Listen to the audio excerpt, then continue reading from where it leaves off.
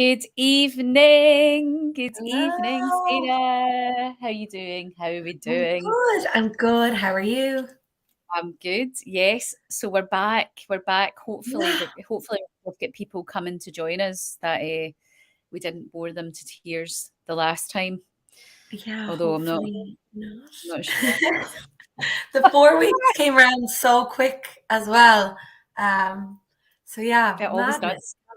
Yeah, yeah. Mm, yeah. Um, and it was great Right. following on from last time. I had a few people reach out and say that they had actually been doing a literature search at the time and that they were delighted. They just logged on for the half an hour. So yeah, it was great to get some feedback and hopefully we're helping a little bit, make things a little I bit know. easier.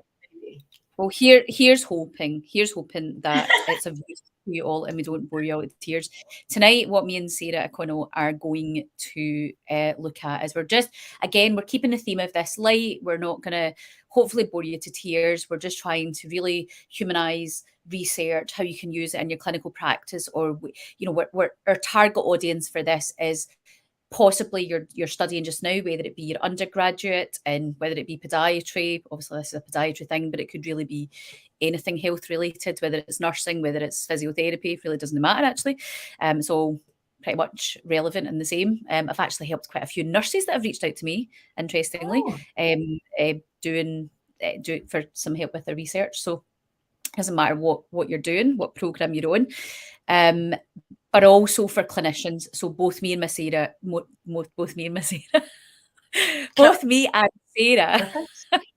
God, have private practices as well. And we're both, Sarah teaches at the University of Galway, is that right? Yes. My Yeah. I've got it right, well done. And I am a PhD student at Glasgow Caledonian University. So we're both in the thick of it. We've both done masters. Yeah. What was your masters in, Sarah?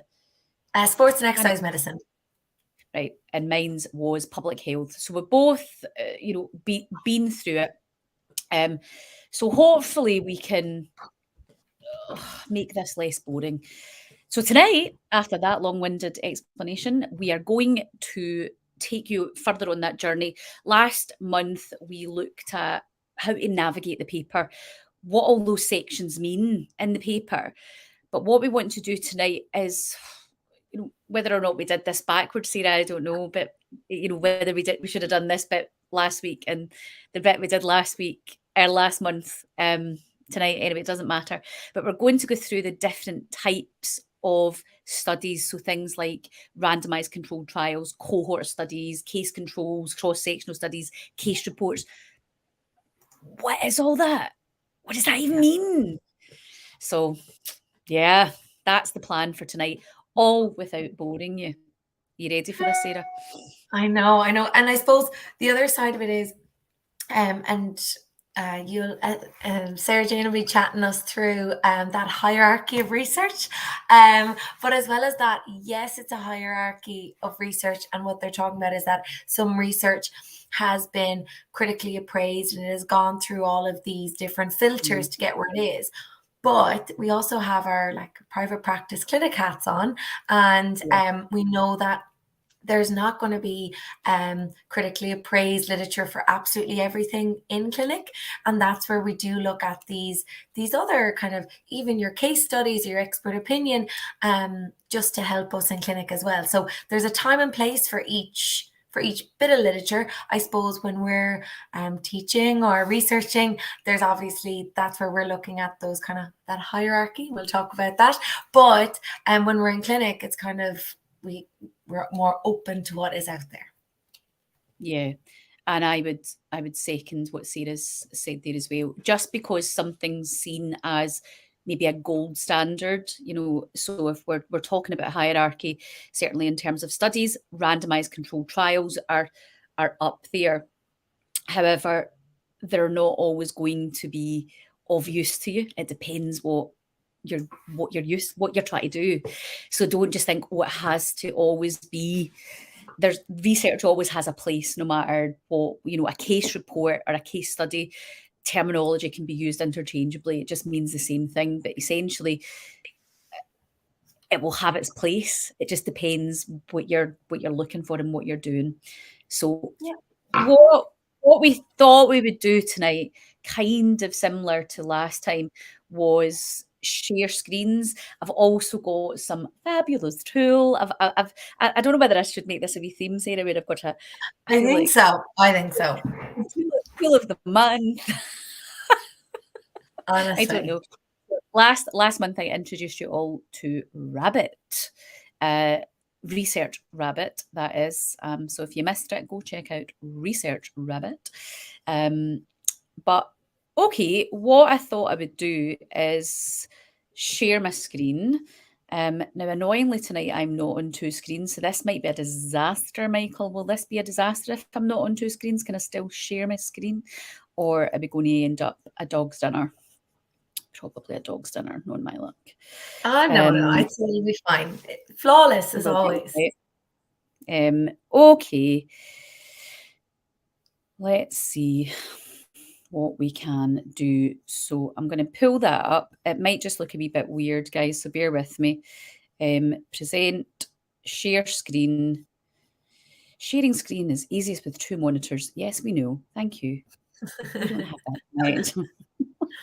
I know I have two monitors behind me, but that's not very Yeah, helpful. so I'm sharing my entire screen. So brace yourselves, people. Brace yourselves. Can you see yourselves on this? This is our view. Can you see that, Sarah? Yes, I can see it, and I can see you separately. Looks really professional. Yes, there we are. Right. So basically, what we've got here is this is in a reference management software, so don't freak out. I know this looks terrible. So what we're going to do is we're going to go through a little bit tonight about the types of studies, and me and Sarah are just going to bounce stuff off each other. Sound like a good idea? So the first one that I want to, I'll just pull up the first one that I'd looked out on this. It's probably a wee bit heavy. Right. So this one here, right. So what I thought we would do is kind of give you some examples of different types of studies and what that study would be useful for. So this one here is a cross-sectional study. So a cross-sectional study is basically it's a study it's an observational study, so nothing's actually getting done to the people in the study. It's observational, and it's representing a set of participants or patients at a particular time point. So it's useful for getting a snapshot of an entire of that study population at a time. Does that make sense, Sarah? What would you add to that? Would you add anything to that? Yeah, like you'll see your cross-sectional studies when you're looking at maybe prevalence of, and if we're talking about, I know rheumatoid arthritis on your head at the moment. So if we were looking at, okay, in a certain NHS trust at a certain period of time, we just want to see what the prevalence of rheumatoid arthritis is. And that's when you might use this cross-sectional study design. As you said, there's you're not adding anything, you're not changing anything, you're just having a look what's going on there. Yeah. And some of the advantages of that, so it's good because every type of study will have advantages and disadvantages from the perspective of the person doing the study, but also the perspective of you looking at these studies. So things, certainly from the researcher, a cross-sectional study is pretty inexpensive. You know, it's not going to be as expensive as some of the other types of studies we'll talk about. And it's really good for providing a snapshot of a population at a particular time. And it can also be used to identify relationships from different variables. So if you're looking at stuff and you want to see how that essentially is there a relationship between this and that? Exactly. Disadvantages though, bias. Very much like we always talk about bias in research, it's always there to some degree.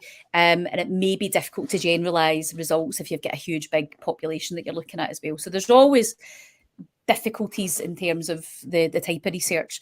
But in terms of you, if you were looking at this sort of research for your own practice, or certainly if you're at university, certainly if you're doing your master's or your undergraduate level, there will be a module somewhere in your even at undergraduate certainly in third, fourth year if you're in Scotland, third year I would imagine if you're anywhere else in the UK or Ireland, where you will be expected to be able to identify what type of study something is and be able to know what the advantages and disadvantages of these types of studies are. So it is important that certainly at that level of studying that you get your head around what these types of studies are and when they would be used.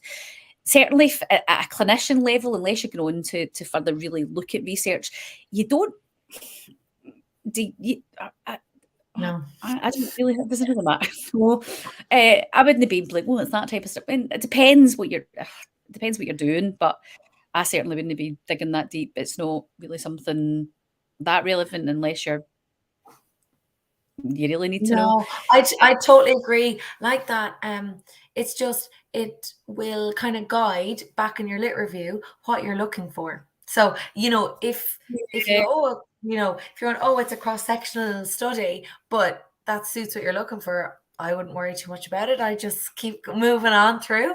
But yeah, I suppose then, Sarah Jane, when you're thinking about I suppose again, that hierarchy of research, where would you put a cross-sectional study? Yeah, it's fairly high up. It's maybe like I would probably have like randomized control trial at the top. Then I would have my cohort studies. Cross-sectional would be up there, case control, all of them kind of in that kind of level. So if you think about your pyramid, at the top of that, your gold standard is going to be your randomized control trials. Because the rigor in them. So I suppose I don't have an example tonight with me of a randomized control trial. We could go hunt for one if you really particularly want, but essentially a randomized controlled trial, just to not bore you, is essentially a study that usually will compare the effectiveness of something. So you've got people who have randomly, so you've got a group of people in evenly split. Randomly, these people get put into groups and they don't even know what groups they're in, and the clinicians don't even know what groups they're in. So that's kind of why it's in that hierarchy of studies. So it's randomized and it's a controlled and it's a trial. So basically it tells you on the tin. It just removes all that bias. It's a much more controlled environment. So when we're discussing trials and different implementations of if something worked or not, you are looking at those randomized controls trials are up there, but definitely a cross-sectional study is good as well. So it's just get used to those different terminology. They're different for different things. Some of the advantages as a randomized control trial is like what Sarah said there, the risk of bias, right? Think about this. As a researcher, right, you're trying to be that people doing research are always trying not to bring bias in, but we're human, you do. So if we can remove that, it's going to make it better quality, right? It's going to make it better. But randomized control trials really are considered the gold standard of research, and they do provide the highest quality of evidence. And that's really why they allow also the comparison usually of 2 or more treatments or interventions that can be used effectively to if you've got 2 things that you want to compare, it can give you an answer. They can be excellent for that. We've discussed the bias, but what I will say is in terms of the disadvantages, they are so expensive. I was just going to say funding. Yeah, they are mega. So, people say, well, why don't you just do a randomized control trial, do this? They are mega. So they can be difficult to get the participants, because think about it. If you've got participants, they want to know what they're getting, right? So if you've got somebody that's got, like, they did randomized control trials for COVID, right? There was people were getting the vaccine, or they were, I don't know what, they were getting a placebo. Some people were getting a vaccine, some were getting a placebo. So they did this throughout COVID, but the participants didn't know what group they were in. Nobody knew, somewhere down the line, somebody knew where they were in, but the clinician giving them that didn't know, and the actual participants didn't know. People generally will want to know what's getting done to them, so you can have a bit of difficulty in terms of actually recruiting for these kind of things. People are, I want to know, actually, am I getting this or not? So that can be a bit of an issue. But in terms of again, for those studying masters and your undergrad level, you really need to know you really need to know what a randomized control, an RCT is, right? You really do. And for those in that kind of clinical setting, these are the types of studies that you'll go to get an idea of comparison of things. So they are really handy to have. Yeah, and also Definitely. just to be aware, because they take a lot of funding, these are the ones that it is important to see who has funded the Oh research. God, I don't normally say that, but in this case, oh, so for example, I just know from working within orthotic manufacturing, you know, you're if there's a randomized controlled trial, we know that's very difficult in orthoses anyways, because it's hard to give a sham orthosis or what is a sham orthosis. But you'd need to see, is it sponsored by someone? Because again, while I'm not saying any company has any sort of bias, but it's just something they do, that of to be aware course of. they do. Yeah. Yeah. Yeah, of course they do. So see what Sarah's saying there is like who's paying for it? Who's paying for this study? Yeah. So take that into account when you're reading stuff, how much you actually pay attention to that. Yeah. Right, I was going to jump on to systematic Yes. reviews, literature reviews, meta-analysis, right? That sounds like an absolute gobbledygook. So systematic, so you would think, are systematic reviews like above randomized controlled trials? Well, not necessarily. They're definitely excellent, but they're only as excellent as the studies that are in them. Exactly. So Yeah. Great point. So systematic reviews and meta-analysis, what does that even mean? So a systematic review and a meta-analysis is essentially a study that combines the results of multiple studies to draw a conclusion about a topic, right? That essentially is what it is. So a systematic review is done a rigorous search. They've had a very strict search strategy that's been developed, and they've went out there into the ether of searching with a very strict kind of protocol of what they're searching for. And then based on what they find, they then analyze those papers, they critically review those papers, they go through a set protocol. The data from those papers is extracted, and then a conclusion is then presented. And that's effectively what a systematic review and a meta-analysis is. So it's pulling the stuff that's out there and bringing it into a conclusion. Yeah, that would be my Yeah. Yeah, simple. absolutely. But I like that there's some systematic reviews that are absolutely incredible, and they're including, as you said, loads of different papers, and they're including high quality papers. So their conclusion is coming, like it's really critically appraised numerous Yeah, times. So the actual finding in the end is something that you can absolutely evidence-based, gold standard evidence yeah, transfer into your clinic with very little risk or worry or whichever. But the problem is when you start looking at a lot of podiatry specific topics, there's not the level or the volume, I suppose, of studies. So while it could be a systematic review, there might only be 11 studies that were critiqued within that review, which right away, you know, it has the name systematic review, but it's just something you need to have a look at because it might not be the be all and end all as you mentioned earlier. yeah, And I would see this, as I said again, especially in orthoses, because again, when they have their inclusion exclusion criteria, sometimes they'll call it a placebo insole, sometimes a sham insole.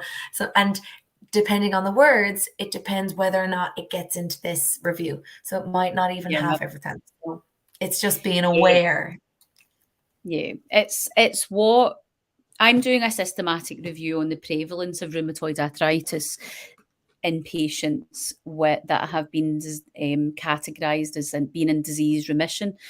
And absolutely. So where I'm at the minute, right, is I'm having to create what's called a search strategy, because a systematic review, if I gave Sarah how I did my systematic review, and if you do studies, you have to be open and transparent with all of that. Sarah should basically get the same results. It should be completely replicable.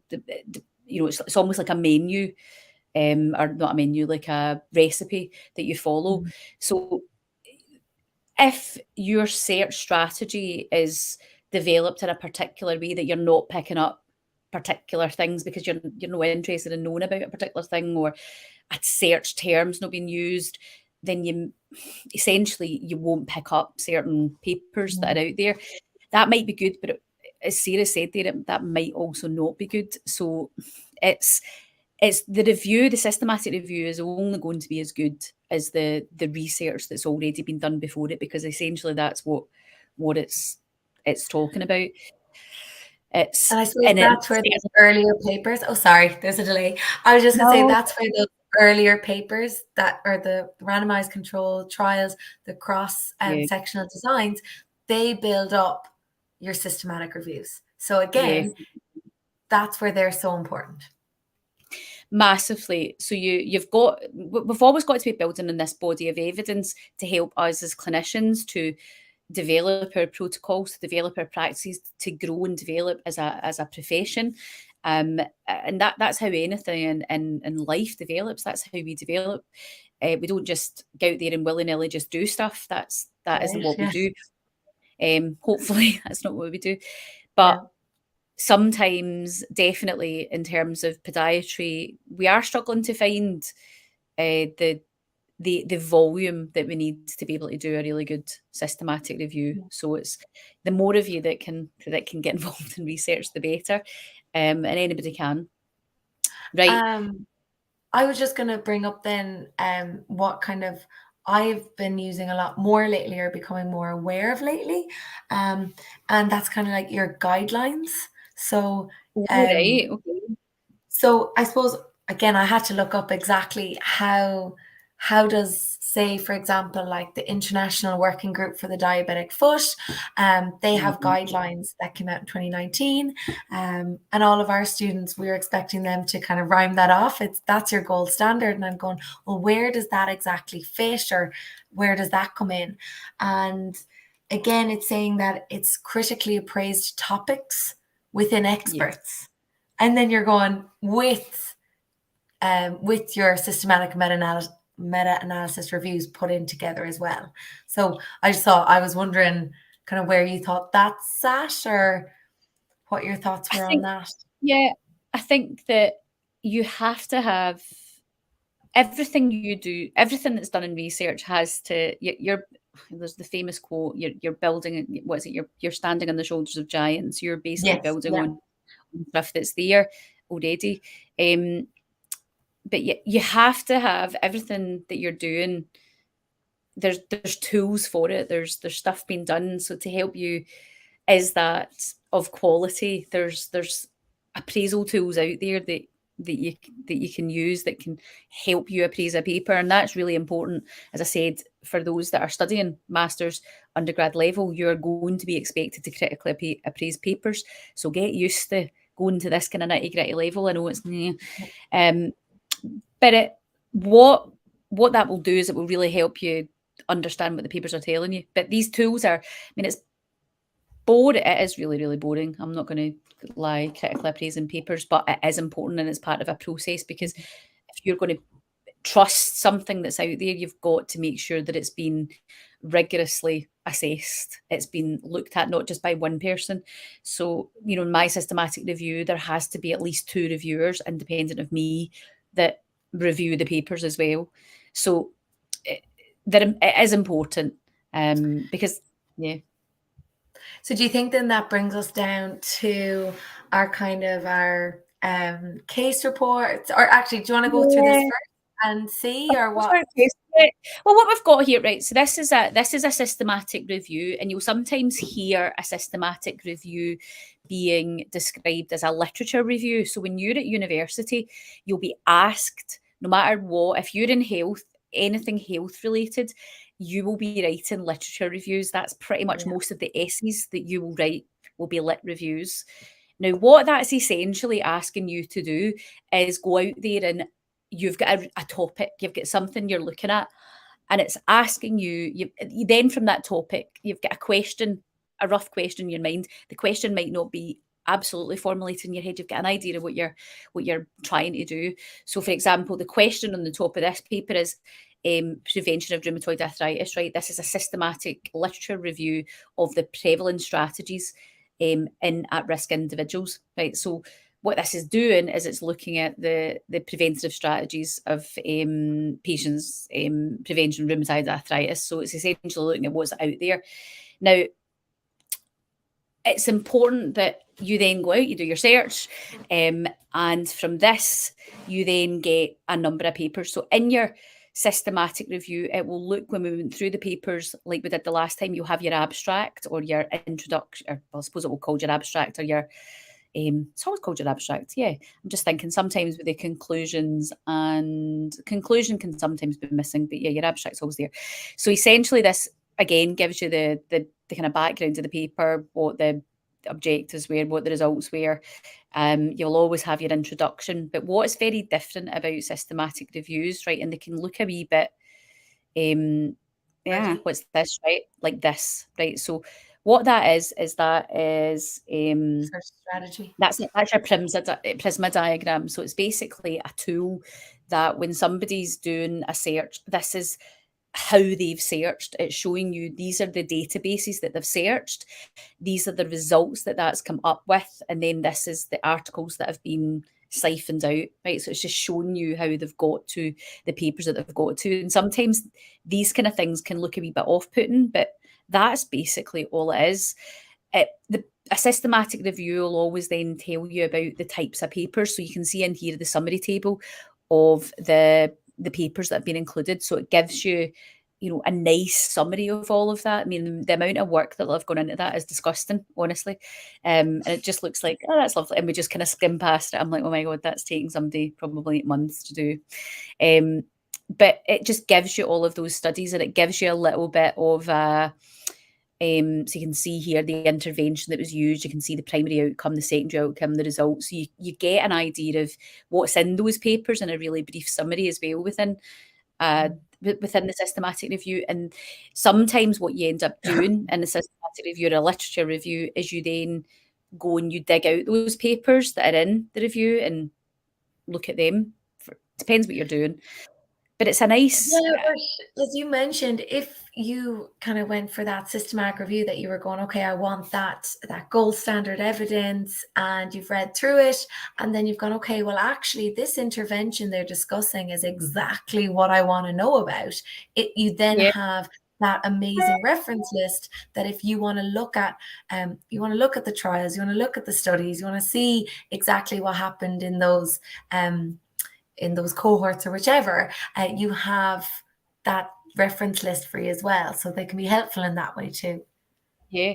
Also in terms of like writing your literature review. So if you're at uni just now, a systematic review can be quite nice to see how they've discussed the findings in a paper that they've found, right? Because see in the discussion, and they'll also talk about the paper. So in this section here, right, they'll go through the different papers and they'll have referenced papers in there. It's a really nice place to just read and see how they've critically reviewed that and wrote about that and worked it all in. So that can really help you with your writing when you're doing. Because I'm marking at the moment, and that's the point. That's the kind of that final kind of to get that first class honors, to get that extra mark, that higher grade. It is really that linkage between the paragraphs. It is the flow, and it is the language that's used. And that's not a natural language. Like, I still find research papers hard to read, but the more you read them, the more you're using the language, the easier it does get. So definitely would agree with you on that. It's dry. Like we all know it is dry. But I think when you know the kind of rules of the game, it is just set rules. Once you know them, you'll ace it. So see, once you get good at doing your literature reviews, just get good at doing them. Take the time, read papers, get used to that language, get used to speaking that way and writing that way. See how they link. These papers give you a good idea of how to link different arguments and things together, and how they talk about the papers, as Sarah said, and that will be the difference to you going from a B to an A. It really will. If that's something you're interested in. For clinicians, as Sarah said, it's more you might just see interventions, you might just see something, you might just see something in a paper, so you might just be reading a bit of the discussion and there might just be something that catches your eye. So it's probably not going to be, you're not going to just dissect this unless you're really, there's nothing on Netflix. But even I personally just find that I like to have that kind of look through them and just double check that like that what I'm doing is evidence based and that I'm keeping up with Yeah, any new findings, and that's where I find them helpful. You're yeah, following kind of gold standard practice if you're following around those systematic reviews. as much as you can. Yeah, It's exactly. yeah. Right. Next one I thought we would jump on to would Oh, be kind of brilliant. case Yeah, I was just control. going to ask. Yeah. Case control, right? So what that is it's a type of research study that focuses maybe on like an individual or a group or an event, right? So you've got um oh no, I'm talking about a case control study rather than a case study. Ignore me. So a case control study, again, observational, right? There's a bit of a theme here, isn't there? And it compares a group of people who've got a particular disease or a condition, so that they're the cases, to a group of people who don't, right? So you've got your control group, and then you've got your group that have got whatever it is you've got. So, for example, for me, I have my patients with rheumatoid arthritis, who biomechanically I will compare against non-injured, non-rheumatoid arthritis patients. And then I can get a good comparison between normal gait, rheumatoid arthritis based on Mhm. whatever it is I'm looking for gait. Does Yeah. that make sense? So you're basically get this your control group and then your other group that have got whatever it is or whatever it is you're Yeah. comparing. And that's where you can find your features and what you're looking for on clinic. And, maybe if they're not diagnosed yet, this is where you might see these features and go, okay, maybe we need to refer for bloods. So yeah, that's explained really well. I'm glad you're I taking the reins on this. Oh, that's all right. I'm You can see all enjoying my it. I'm you can relaxed see here. you can see all my notes in here. Like there's me. Ah, This is how sad I look. There we go. So this is me doing. So it's like it's good practice to do stuff like this. So this is clearly a paper that for me is of relevance. I've spent a bit of time, and I'll color. That's just how I work. I'll color coordinate stuff. Um, it's like a disco lights down there. no, I Um, love it.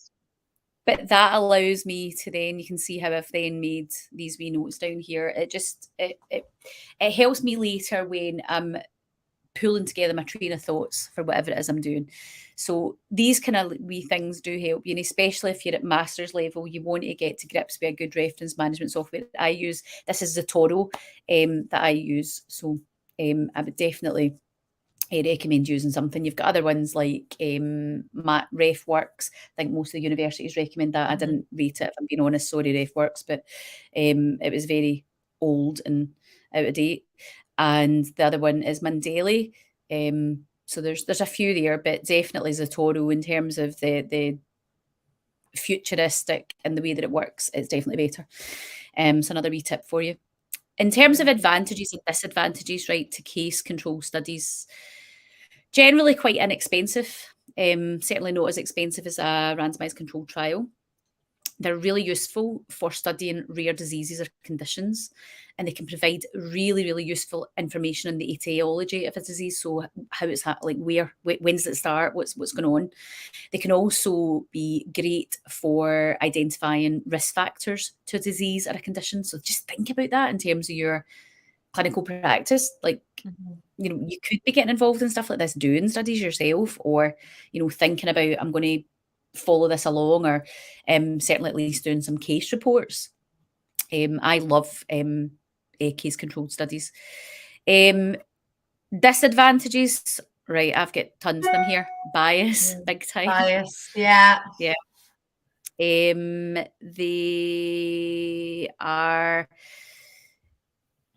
They can be used to study the natural history of a disease or a condition. right? So they're not really of any use in that, and they're not good to establish cause and effect relationships between different conditions, and they're not suitable if you've got multiple exposures and outcomes. So yeah, with anything you've got disadvantages. But in terms of hierarchy, case control studies are, they're pretty high. They're Yeah. clearly not as gold standard or up there with your randomized control trials, but again, everything has its place, and you'll have different reasons for using different types of studies. Now, the kind of final one I wanted to look at, Sarah, was the one that always gets put to the bottom of the ring, the Yeah. case report or a case study. Yeah, that's what I was wondering, because even like I just know the few times I have spoke at a conference or anything like that, I normally do a case study. Yeah. And again, I suppose there are you'll bring us through the lovely advantages and disadvantages, but on the same time, when you're maybe doing your literature research and you see a case study, sometimes I'm just like, oh no, next. Like I'll nearly not even read it. So I need you to explain to me why I should give it a bit more time.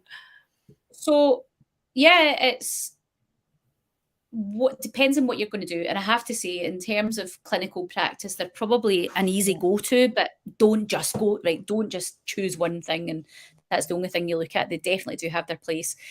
A case report or a case study is a type of study that generally will focus on just one individual, right? It's a case study or an event.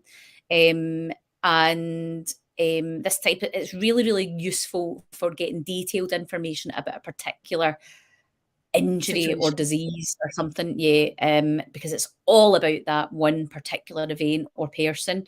And it's useful for understanding the effects of a treatment or an intervention. So if you were wanting to see, does that work? You've not got a comparison, but you've got this case study. Like, I want to see if this works. I'm going to use laser. I'm going to use orthotic therapy. I'm going to use shockwave. You've got that one person that you can write it on. Now, clearly, there's loads of issues with that, right? Yeah. But yeah, because we all know what works for one doesn't unfortunately work for the next. No, but yeah, and their advantages, right? They don't cost a lot of money, right? They provide really, really detailed information of a particular single case, right? Which can be used to maybe draw some conclusions, but with caution. With caution, that's a big thing. Yeah, and they're really, really fast to complete, right? They're so quick. They can be used maybe to identify something that's quite rare or something that's new, maybe some kind of obscure thing. And they can provide some valuable information maybe on the natural history of a particular disease or a condition. So they do have their place. And certainly as a clinician, if you're going to do any types of studies, these would be the ones that would be really easy to start with. You could be doing that, no problem. Disadvantages, oh my good, right. Oh, bias, we have to say that. They're massively limited. There's only one person, isn't there? So the number of participants, so there's hardly any data collected. It's one person. They're not really suitable for making any conclusions because you've got to take the results out of that with a pinch of salt. I wouldn't be drawing any conclusions on that. Massive bias, massive confounding factors, and they're not at all suitable if you were testing a hypothesis. Certainly in research, they would totally not be suitable at all. But that's not to say they don't have their place, right? They are definitely the bottom of the rung in terms of research, but they have their place. Even like sometimes I find that case studies are brilliant. So say you have your expert panel, maybe they've even written guidelines or, the things that we talked about earlier that were the higher levels, but a case study is brought up, it can start that expert opinion to start, chatting on a panel, or we can sometimes see on Facebook when somebody puts up possibly a case that they might want some help with, and they'll pop that up, and then we'll start to see all of anyone who's on is going to start adding in their opinion and some information. So they definitely have a place, and they I find they're a great way to get involved, and they're a great way to start a conversation. And then you could have your research that you've done in the background to back up why you've done what you've done within that case. So there you go. As you said, it's a great way to dip your toe in. The pun. Exactly, but it can also help you build out a study that you're maybe thinking about doing down the line. They may give you ideas. So don't knock them. They have their place. They're always given the case study. They don't. I don't agree with that. I think as long as you understand the limitations too, whatever it is, and every single study has limitations. Doesn't even randomized controlled trials, they all do. So nothing is perfect, and I think that would definitely be the overall theme of this whole series that we're doing. Nothing is perfect. I wanted to kind of close this up tonight, Sarah, on a wee bit of a high. So one of the big things that generally for students, this probably isn't really, I mean, as clinicians, are you going to use this? Probably not, but maybe you are. When you're looking at papers, right, so as you're studying, one of the things that you might want to know is like where it's been cited, what's been rebutted on it, has other papers agreed with it, right? And there's a really, really useful tool that you can use. Now, I've installed this into, here we go, SJ in our tech. No, I love it. So what this wee tool is, I've installed it on my, as a wee, I don't know, extension or something on my computer, and it's called Cite. It's spelled SCITE, and I think it's .ai. I will go into it in a wee minute, and I'll get the URL for you. But see if you look, can you all see on the right-hand side of the screen? There's that wee thing, Cite. Now, the reason that's there on my screen is because I've installed this thing. Now, what this is doing is it's basically pulling this reference paper up, and it's telling me how many times this has been cited, right? So when I click on this, it will take me to cite.ai. Do you see the thing up the top? So it's cite, SCITE.ai, and I'm sure Michael will put the link into the chat for you all. Right, so what we've got here is it's pulled this paper into this website. And what it's telling you is how many times this has been cited, right? So you can actually see all the papers that have cited this paper, right? And you can just link straight through to them, which can be really useful. And then it can show you also the references within that paper as well. And then you can see how many number of publications that one's got, right? So you could actually it can be quite helpful in helping you find papers as well. Yeah, or honestly, this is like clear. This is honestly amazing. I'm learning so much from SJ's sadness, right? So in there, and then you can then also, which I love about this, right? So this paper we've not got. See if you look here, citation sites types, or articles that are supporting and it's 0, right? You've got 18 papers that are mentioning this paper, but also in a lot of papers, you have papers that contrast what's been said. So people who are not agreeing. Yeah. No. That's like juicy drama in research. that really is like a mic drop moment, right? Because you know it's like, see if you're trying to do a lit review or you're trying to get an argument of something. Oh my God, I'm totally going in and seeing how other papers have contrasted a paper really gives you like, oh my goodness, right, what are they not agreeing with? And then that will then give you like, oh, I'm going to go away and read that. And then it just gives you an argument or a kind of reason to like start to expand your thought process and whatever it is. So if you're really stuck on trying to find that, see how you're always been told be critical and review it, you're always having to appraise things. But even to get used to language, like even just to, as you said, like very often you'll see it's a systematic review. You'll be like, well, I have to agree with this. It's a systematic review. It's gold standard. And then you could put it through this and you could actually see that other side, and it will just help you open your mind a little bit and get a little bit better critiquing because you get an idea.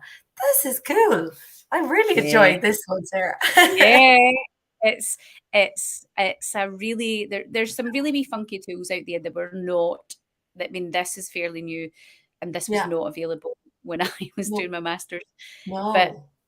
I'm sharing this with you all because it will make your life, especially if you're a student.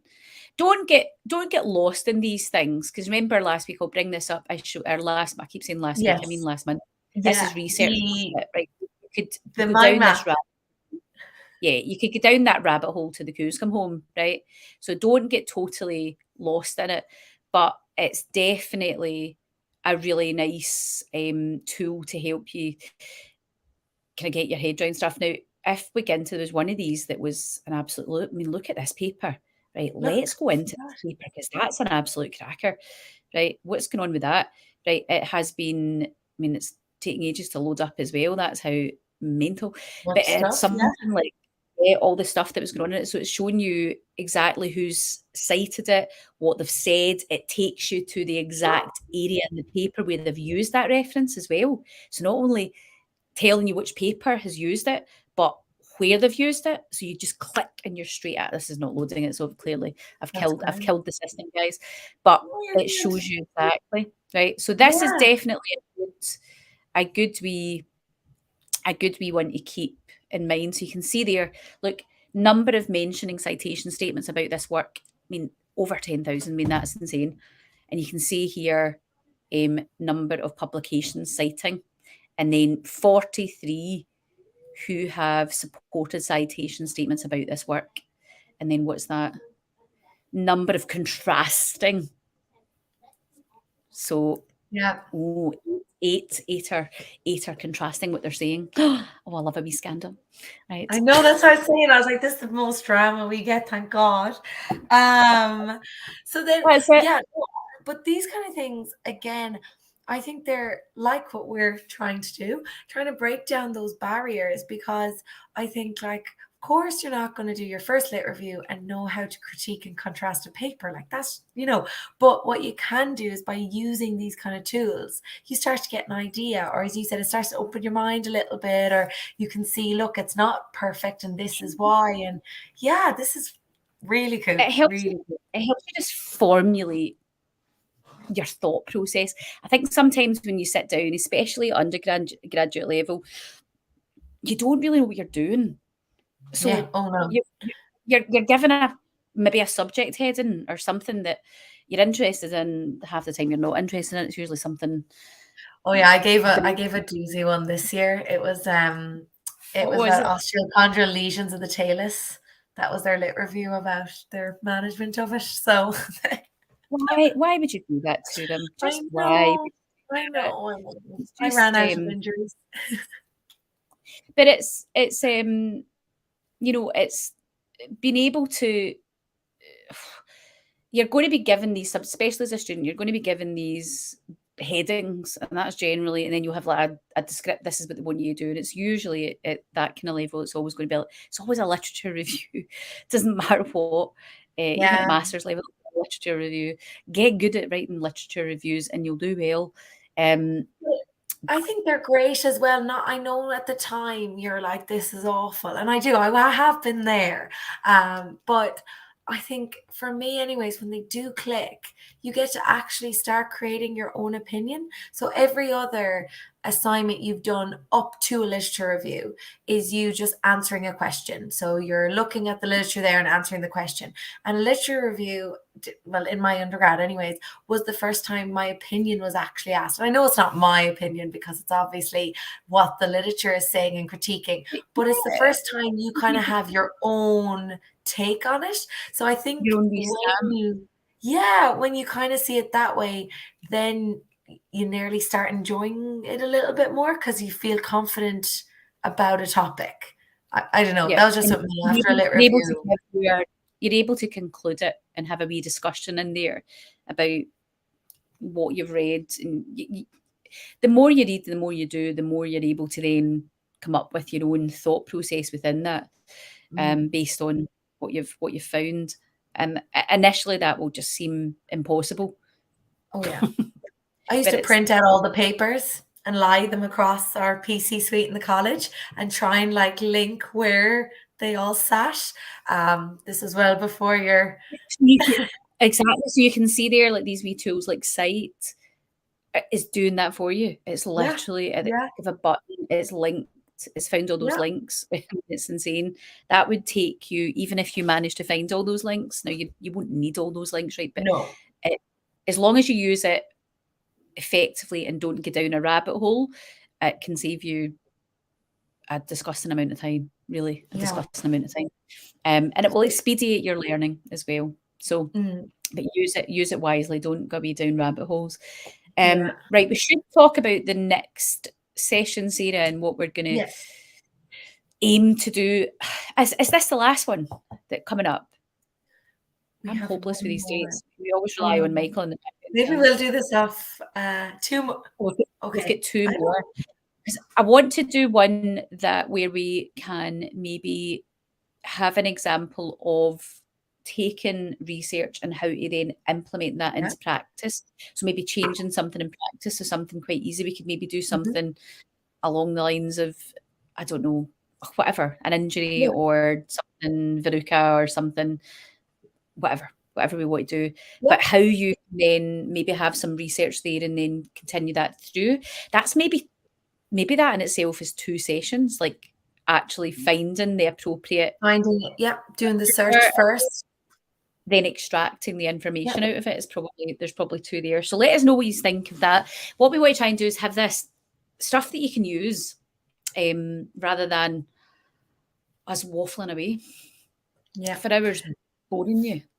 So you can look back on this and actually utilize it rather than it just being useless. I always found that this sort of stuff is so hard to make it interesting. But the only thing is, I suppose we've brought it down I know 50 minutes, but a lot of it is us chatting away. But the amount of times that I've been reading through and I'm like, oh, what is a cross sectional design, or what is a cohort study, or so at least we've covered those. Now we can move on to the next thing of actually using it. Yeah, exactly. So we've covered the kind of the high level, hopefully basic stuff. Okay, so the next session will be in about a month's time, I would imagine.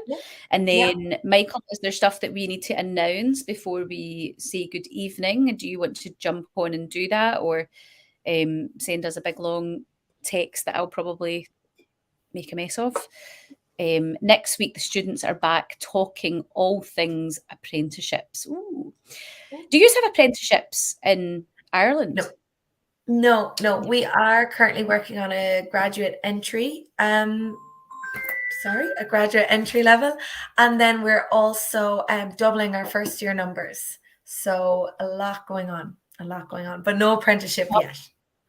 Doubling your first year numbers. What does that mean? Clearly doubling. Is that okay?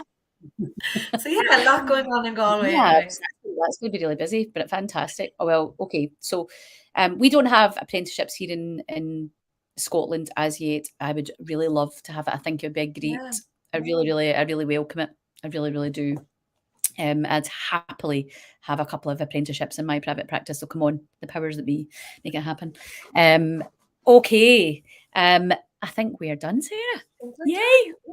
Perfect. Yay! Thanks, everybody. See you all in a month. Bye. Bye.